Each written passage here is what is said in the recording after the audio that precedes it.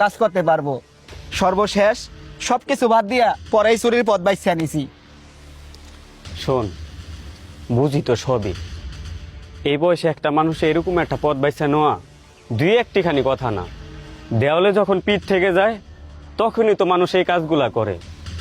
শোন, আমার ঢাকায় ভালো একটা ব্যবসা আছে, ওই ব্যবসায় আমি তোরে নিয়ে যাবো।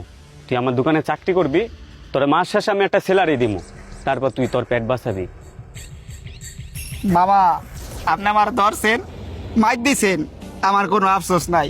আপনি যে আমার ওখানে একটা নতুন চাকরি দিতেছেন, এতে আমি অনেক খুশি। দেখেন মামা, আমি এই চুরিটা করতাম কার লিগা? আমার বউর লিগা। আমার বউ চাইলে আমার এই চুরির পথ থেকে ভালো একটা পথ আনতে পারতো, কিন্তু তা নাই না। ও কি করলো? আমার এই খারাপ সময় চলে গেল।